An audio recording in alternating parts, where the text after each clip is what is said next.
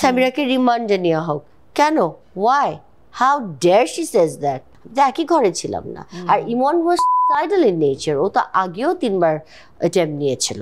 I want a solution. আমি আর সহ্য করব না, বিকজ আমি তো জানি ইটস রাইট, ইট ইজ। এবং আমার বাসায় কেউ ঢুকে নেয়, বাসা থেকে কেউ বের হয় না, আমি নিজের চোখে দেখেছি। এবং আমি একটা আই উইটনেস, আমার সাথে আমার কাজের লোকরা আই উইটনেস, ডক্টর এসেছে, মানুষ এসেছে, বাসা ভর্তি লোক হয়ে গেছে। আগে কিন্তু মানুষও খুব হেল্প করতো মানুষকে, তো তখন তো মানুষ যখন জানতো একটা এরকম একটা অঘটন বাসা হয়ে গেছে, আমি চিৎকার করছি 11 তলার থেকে, আমার আশেপাশে প্রত্যেকটা নেইবাররা কিন্তু চলে এসছে, নেইবাররা সবাই স্টেটমেন্ট দিয়েছে। তুমি কি ভেবেছো কেউ কথা বলেনি? তুমি কি ভাবো খালি টাকা দিয়ে সব? উনি খালি একটা ওয়ার্ড ইউজ করেন, সামিরার লোক, সামিরার দালাল, সামিরা টাকা দিয়েছে, সামিরাকে রিমান্ডে নেওয়া হোক। কেন? Why? How dare she says that? Does she have any evidence? ওনার কোনো এভিডেন্স আছে? It is very very normal একটা লজিক নিয়ে চিন্তা করো। হলে কি হয়? আমাকে কেন রিমান্ডে নেবে? একটা বাচ্চা সন্তান যখন একটা ঘরে একটা ইয়াং ছেলে মেয়ে যখন করে, তার বাবা মাকে রিমান্ডে নিয়ে যায় না? তার বাবা মাকে জিজ্ঞেস করে আপনি লাস্ট কি দেখেছেন, কি হয়েছিল, কেমনে দেখেছেন, কি করলেন, কি হলো?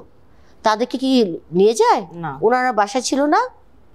মা থাকে না? মারা তো সব বুঝে। তো মা যদি থেকে থাকে তো মাকে রিমান্ডে নেয় না কেন? কেন? তা আমাকে বউ হিসাবে কেন নিবে? এটা তো সুইসাইড। আমিও বুঝিনি, আমি তো অন্য ঘরে ছিলাম, একই ঘরে ছিলাম না। আর Imon was suicidal in nature, ও তো আগেও 3 বার অ্যাটেম্প নিয়েছিল এবং ওগুলো সবগুলো প্রমাণ করা আছে। সো এখানে না, there is nothing else I need to really clarify. Salman Shah is for everyone. তুমি যে এখন সালমান শাহর ছবি যদি বাসায় রাখো, উনি আপত্তি জানাতে পারবেন না?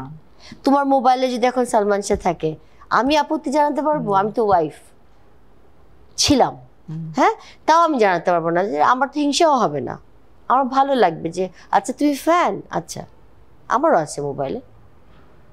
তো উনি কি করবে? আমার মোবাইল ভেঙে ফেলবে? তো দিস ইজ ভেরি মানে তুই যে ভালো করে চিন্তা করো, ওনার কোনো কথার কোনো ভিত্তি নাই। উনি সব কিছুতে হাত দেন। আমি মনে কাপড় রেডি করে দিতাম বলে এটাতে ওনার আপত্তি ছিল। আমার নাম যেত বলে উনি বলতেন যে না উনি সাজিয়েছে, উনি গ্রিন রোড থেকে মনে ইমনকে সে সাজিয়ে দিত, তাই না?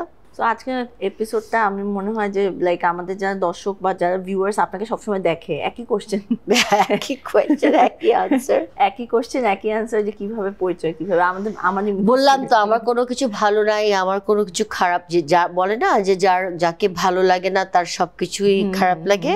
তো ওনার জিনিসটা হচ্ছে এরকম আমার জন্য, বুঝছো? এবং ওনার কিছু লোক দেখে দিয়ে সারাক্ষণ উনি এগুলো ট্রোলিংয়ে বলো, তুমি অনলাইনে বলো, কিছু নোংরা নোংরা কথা দেখবা, কিছু ফেক আইডি দিয়ে ওনার ফিক্স কিছু লোককে দিয়ে উনি এগুলো করাতে থাকেন। এবং উনি যে ইনস্ট্রাকশন দেয় সেটার অডিও আমার কাছে আছে। আই ট্রুলি বিলিভ দ্যাট এটা সত্যি কথাটা, যেটা real, the truth, that it is a suicide will be proven, it will be prove. যদি এটা ইন্টারপোল ডাকতে হয় ডাকুক, যেটা ইচ্ছা করুক, but do it. I want a solution. আমি আর সহ্য করব না। এটা হচ্ছে আমার লাস্ট সেন্টেন্স তোমার সাথে। থ্যাংক ইউ সো মাচ আপু। ইনশাল্লাহ আবারও আপনার সাথে কথা হবে, আবারও আমরা মানে অফ ক্যামেরা আমরা কোথাও দেখা করবো। হ্যাঁ ইনশাল্লাহ, আমরা এত হিটেড হব না।